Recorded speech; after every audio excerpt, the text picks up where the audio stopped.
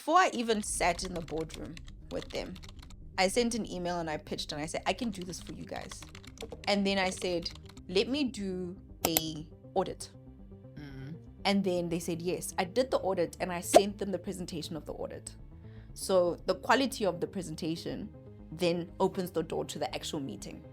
If you're trying to, if you're trying to establish yourself in something, being a person of your word starts off with being on time, saying that you're going to do, deliver the quality of work that you're going to deliver.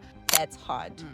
That was very hard. And to come with the credibility of saying, I've worked with these brands, and I had worked with very big brands at the time. Building authority as a founder. Hello everybody, welcome to Hustle and Art. Miss Producer, what's the topic for today?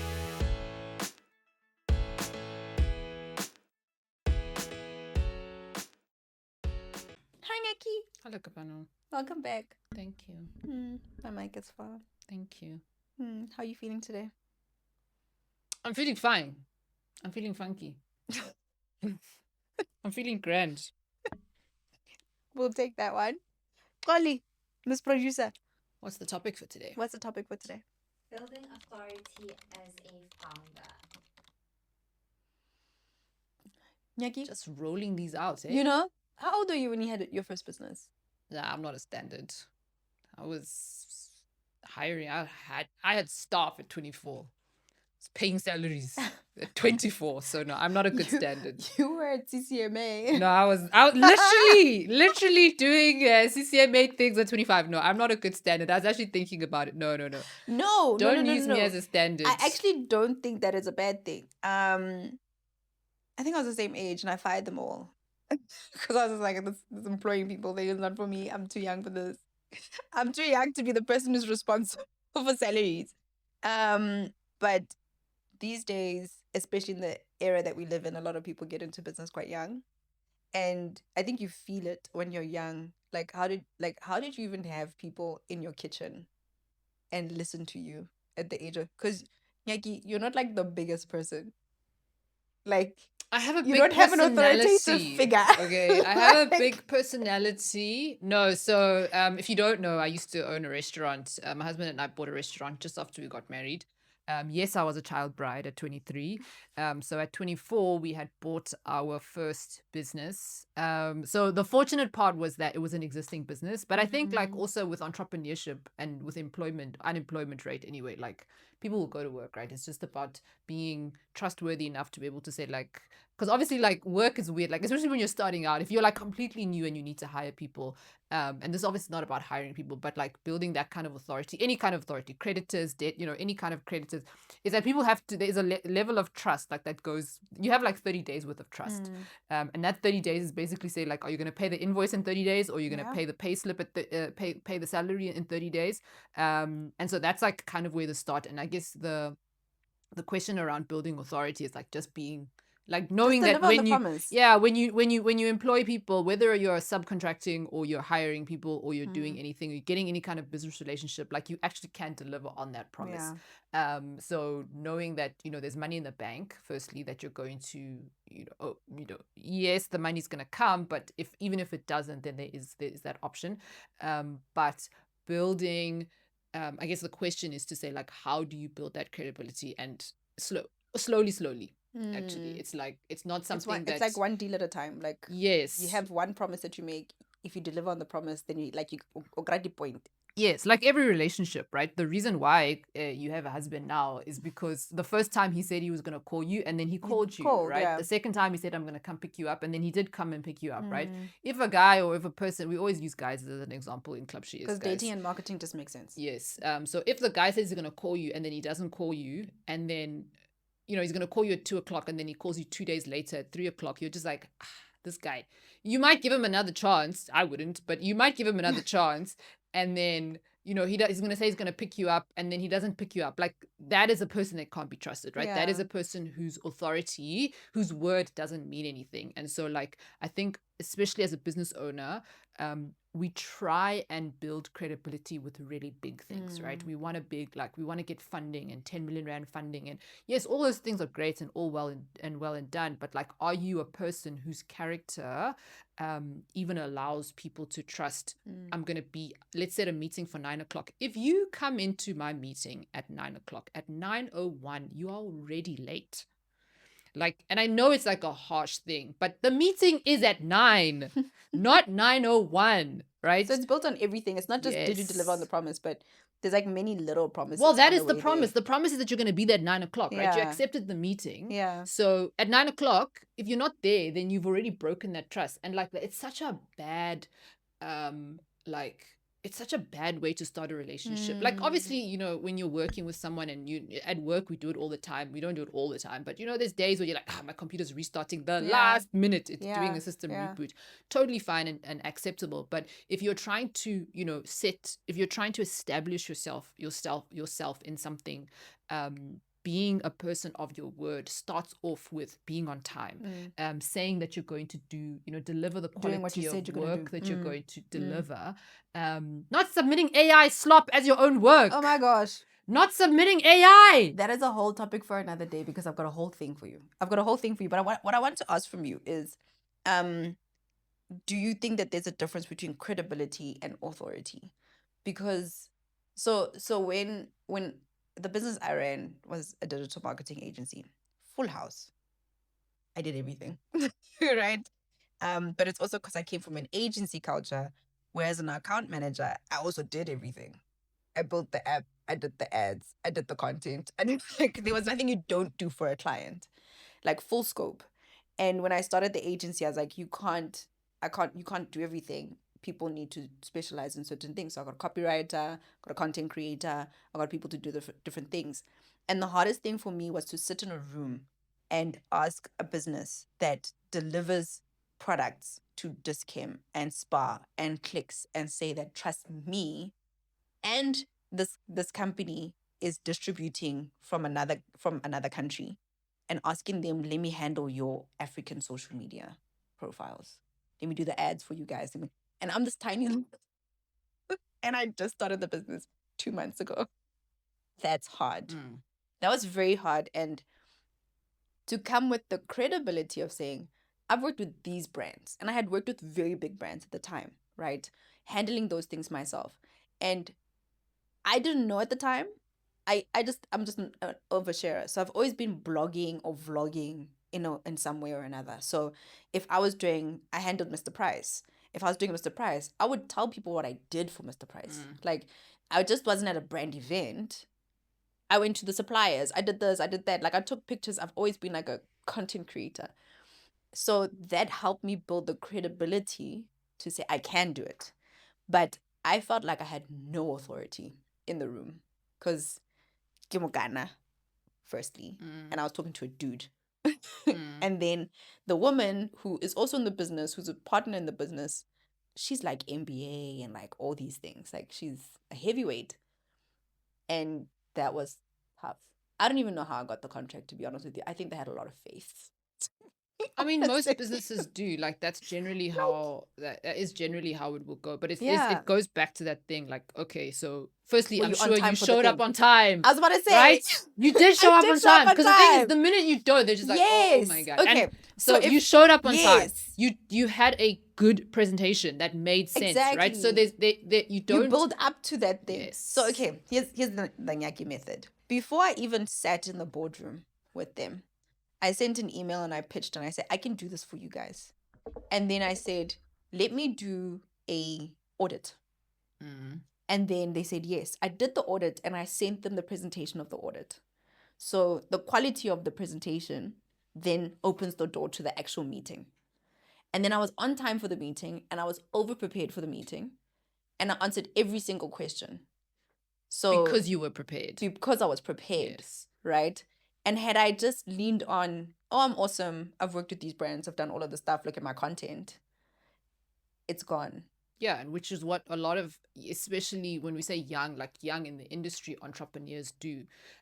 is that, how hard could it be? Like, I'm just presenting. It's fine. It's I've a done the work presentation, before. Like, right? I've seen this with people. So people do it like that for like pitching presentations, but even pitching interviews. Like, I mean, obviously we're a business, we focus on business, but obviously I know people who have jobs, like even if you're trying to get a new job to interview, people who go into an interview unprepared, like, you've lost so many points. my husband and I, we don't understand it. We're just like, what do you mean you Do didn't you want this spend the job? entire weekend preparing? And you're like, what would you prepare? Do you understand the company's vision? Do you understand the mission? Do you understand like their objectives? And not even just things that you find on the website, right? Do they have public documents that Yeah. they've published? Have you read those things? Have Like, they done do you interviews? Have they like articles that they have out there? You basically go through all the information about the people you're going to see. Like if they tell you, okay, you're going to meet George. I need to know George's wife's name. I'm finding out where George's wife's kids go to school. If George was at a party yesterday, I'm going to find out. You're looking for conversation starters because the thing is, Oh, if, yeah, no, that's... if you can prove the whole 6 degrees, if you can be like, oh, I see you went to the school. I went to the school next door. Like, do you know what I mean? You're trying to find some sort of relation, some comfort. You're trying to score points. Yes. You're literally, and I think that when we think about points, we're just like, is it a people pleasing thing? It's like, no, it's not about people pleasing. It's not even points in terms of favor. It is literally a credibility and authority thing. Like, are you credible enough to follow through on the thing that you do? And I think when it comes to authority, we tend to think of like kings, queens, and noblemen. When we think about authority, we think about people in high places. When we think about people who have authority, and unfortunately the world has made authority a male figure. So we tend male figure. Exactly. So we tend to think, with really big calves and like really like they have to be tall and like broad shouldered. That's what we think authority is. And a lot of women aren't that, And I remember, what's her name? The one who had the blood company, the really tiny one with the deep voice who went to jail. Oh, the one who scammed Oprah. That one. She said that one of the things that she did to seem like she had a lot of authority was she deepened her voice. She dressed in black. Right? But that's the whole masculine thing, like playing on masculine, deepening your voice, standing a certain way. Even men do that. Like they square up when they stand. They widen their legs. They there is a posture of authority because it's kind of like a trigger thing in our brains. But it's true to say that if you are able to deliver on the promise that you made, you are not just building credibility, but in my mind, you are at a higher level than other people who have not delivered on the promise, or people who haven't even had an opportunity to deliver on the promise. Like, if I've never worked with you before, but I've worked with Miss Producer, to her, she's got more authority in my mind because she's actually done the work. She's proven in my mind. Yeah, and so the second level to that, right, is that yes, right, you can and you should, but I do think that a lot of us, especially as entrepreneurs, don't actually tell people what we do. And this is where a lot of the thought leadership, we don't tell people what we do. As entrepreneurs, we don't brag enough about Very what true. we're doing, right? Very true. Because the thing is, like, in corporate, you will get the authority because or you'll get the credibility, or the you'll get the recognition. Let me use that word. You'll get the recognition because you were put on a project and it did well, and someone on the team will shout you out or whatever, and you'll be able to say that. But as entrepreneurs, especially if you are running a solo business or a small business, if you don't tell people how amazing you are, nobody's going to do it. Like, we have to be our biggest advocates. I say this talking to myself because like, if I don't tell people how amazing I am, nobody's gonna know. Only the six other people that I work with. It's so hard, Nyaki, because you have to think of yourself outside of yourself. Yes. Because if you talk about what you do, no one else on the outside actually has context. Yeah. So you can show that you're busy coding. Yes. Right? Harna context. So selling codes, guys. Do you know what I mean? Selling apps. But being able to one, yes, we have to talk about what we do. But we also have to realize that the people we are talking to are not on our level. They have no context. They don't see what we are able to see. Yeah. So we have to provide context to how cool it is. And it's not a bragging thing. And sometimes we really do have to brag, because we're also shy to brag, by the way. Like, if you are working with this client, you'd rather say, we don't want to name drop either, right?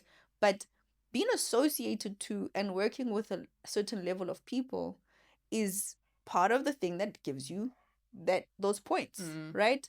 So it's a method that people use when you have a hit list of people you want to work with.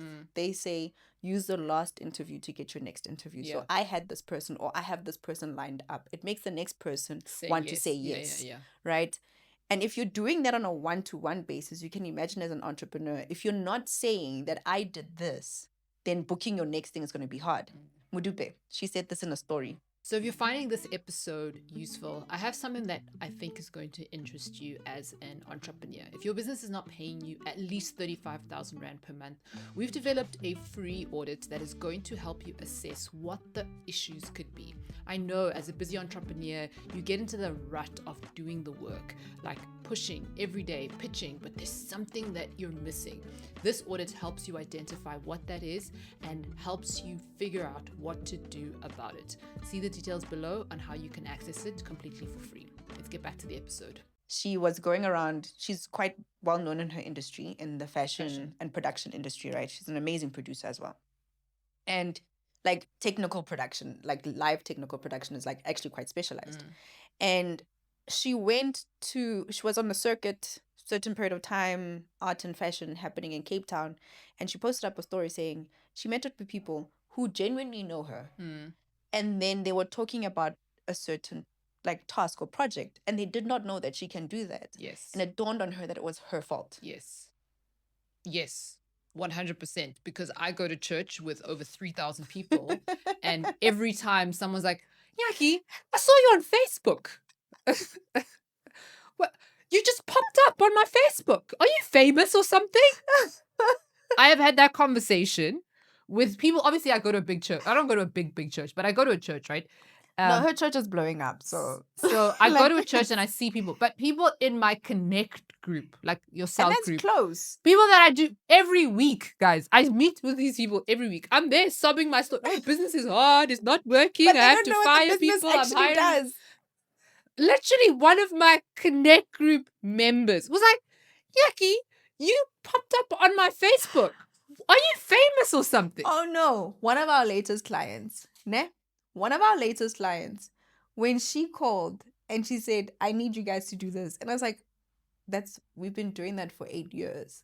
And it's like, no, wait. She said, oh, so you guys do what we do. And I was like, yeah, we've been doing it for 8 years, which is before she started doing it. And in my mind, I'm just like, I've been talking about this thing the longest time. And someone's just asking, it's like, what am I getting wrong? You know what we're getting wrong? We don't understand that it's a parade. When in a parade, a float will go by multiple times. It does not go by once. And I think that once we have told people that I do stage production once, then all the pictures we have is people on stage. After that, I get always said it once, I do stage production. And everything else that I talk about is what happens on stage. No one's actually going to know that you do stage production because you never bring it back. You never give the context. I can talk about people performing on stage until I'm blue in the face. And you will never know that what I actually do is that I direct the people on the stage because I'm never linking it back. Well, it's because of that thing of like, we're afraid to sell and talk about the thing that we do. No, Because and we'll even- talk about even- the yeah. we'll talk about the industry, right? So we'll talk about Yes. the things that are happening around it, the stage production that you're Yes. talking about, but not specifically the work Like that your we role. did inside of it.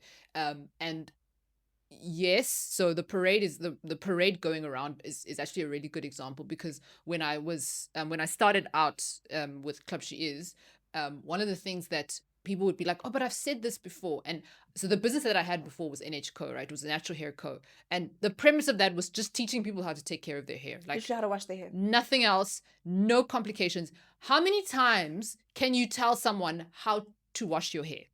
Like, there are 3 steps: wash, shampoo, condition. Like, that's basically the premise of like how you take care of your hair. Like, there are no other things that you need to do. Like, And yes, week obviously, in, week out. every week you're doing the same exact thing. Literally built an entire business on telling people how to take care of their hair. And so the level of like repetitiveness Yeah. that you're doing, and I went live every day. I was on my And the thing- every single here's day the thing. talking you about could have literally just only spoken about the products themselves without tying it back to it being in the washing process. Yes. The fact that you repeated the process. You didn't just say, here's a new conditioner, here's something that Nalotica came out with. Yes. Oh, here's something. Because then we would have never gotten the context that Yeah. you were always talking about these things in the context of washing your Yeah. hair. And that's what we miss as entrepreneurs. Mm. We will talk about the products. Mm. We will even talk about the water. We will even talk about the towels, and we will talk about the combs and everything. We never tie it back to the washing process. Mm. What I sell is the washing process. I sell the washing process. I sell the washing process. Mm. Because you didn't even sell anything. You literally sold the washing process, like the box Yeah, it that just- gives you the washing process over and over again. And it is that whole thing about being shy. It is that we don't want to name drop. It is that we don't want to like seem like we're bragging the whole time. And yet you have hundreds, thousands, your neighbor, your friend, people in your connect group kind of know around what you do, Mm. but never knowing the thing that you are doing. So you never even build the points there. You never even build the authority there, even though you've got the experience, even though you've got the receipts. You're not using them. Therefore, you're not building any authority in anyone's eyes at all. And which is sad because it happens for a lot of people. It does. It does. But we need to be chads in this area. Yeah, we need to talk as much as we possibly can. With that being said, we're sitting in the Club Shears studio. This is actually... Oh, yeah. Yes! Hey, yeah. Halala. Yeah. Halala. Shameless plug. Shameless plug. This is our studio. And we're here with the Club Shears team. Say hi, guys. Okay, we're going to We'll train them better. We're going to practice that part. But this is actually what we specialize in, is actually bringing entrepreneurs and founders and people with private practices, because I think a lot of the times doctors, lawyers, accountants don't see themselves as business owners because you have your own firm or your own practice, to actually create content that builds authority. Yeah. And a person who has a PhD or PhD level of education or master's level of education should have authority just built into the fact that you've studied for so long to have that qualification. But the truth is that, again, lawyers, advocates, attorneys, doctors, you're constantly doing this work, but because there's no structured way of you talking about it, you don't build authority. You and the person who started the other day, the only way that you can differentiate yourself is saying, I've done this for 6 years. And you can find a guy fresh out the box who is able to communicate online about their lessons from their cases. University, yeah. Just cases that they've even shadowed on, have more authority in someone else's eyes only because they are able to communicate it. And show up. And people who have been in the game for very long, because they are quiet, they don't know how to structure. A lot of the times it's structure. It's what we're talking about, that you had the structure in the way that you were communicating. You weren't just showing up talking about products that help you wash your hair. You were structuring your conversation towards bring it back to wash day. And that's what builds the authority. So there are people who are showing up until they are blue in the face with no structure and therefore no authority. So anyway, that's you. Come through to the studio. We want to help you. Happiness? That's it. Bye. If this was helpful, let us know and we will catch you on the next episode. Okay, bye.